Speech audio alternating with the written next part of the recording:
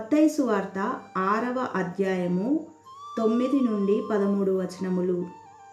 కాబట్టి మీరిలాగు ప్రార్థన చేయుడి: పరలోకమందున్న మా తండ్రి, నీ నామము పరిశుద్ధపరచబడుగాక, నీ రాజ్యము వచ్చుగాక, నీ చిత్తము పరలోకమందు నెరవేర్చున్నట్లు భూమి అందును నెరవేరునుగాక. మా అనుదిన ఆహారము నేడు మాకు దయచేయుము. మా రుణస్థులను మేము క్షమించి ఉన్న ప్రకారము మా రుణములు క్షమించుము.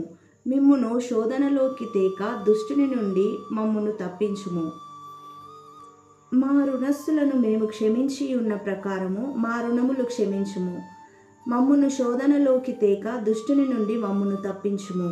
యాకోబు పత్రిక 5వ అధ్యాయము 16వ వచనము. మీ పాపములను ఒకనితోనొకడు ఒప్పుకొనుడి, మీరు స్వస్థత పొందునట్లు ఒకని కొరకు ఒకడు ప్రార్థన చేయుడి. నీతిమంతుని విజ్ఞాపన మనఃపూర్వకమైనదై బహుబలము గలదై ఉండును. కీర్తనలు 145:18. తనకు మొరపెట్టు వారికందరికీ, తనకు నిజముగా మొరపెట్టు వారికందరికీ యెహోవా సమీపముగా ఉన్నాడు. రోమీయులకు రాసిన పత్రిక 12వ అధ్యాయము 12వ వచనము.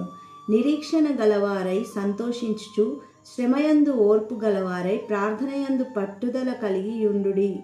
కొలస్సీయులకు రాసిన పత్రిక 4వ అధ్యాయము 2వ వచనము. ప్రార్థనయందు నిలకడగా ఉండి కృతజ్ఞత గలవారై దానియందు మెలకువగా ఉండుడి. సామెతలు 15వ అధ్యాయము 8వ వచనము. భక్తిహీనులు అర్పించు బలులు యెహోవాకు హేయములు, యథార్థవంతుల ప్రార్థన ఆయనకు ఆనందకరము.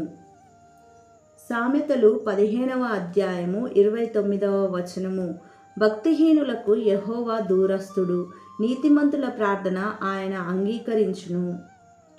సామెతలు 28వ అధ్యాయము 9వ వచనము. ధర్మశాస్త్రము వినబడకుండా చెవిని తొలగించుకొను వాని ప్రార్థన హేయము. కీర్తనలు 5:3. యెహోవా, ఉదయమున నా కంఠస్వరము నీకు వినబడును, ఉదయమున నా ప్రార్థన నీ సన్నిధిని సిద్ధము చేసి కాచియుందును. కీర్తనలు 34:17. నీతిమంతులు మొరపెట్టగా యెహోవా ఆలకించును, వారి శ్రమలన్నింటిలో నుండి వారిని విడిపించును. కీర్తనలు 55:17.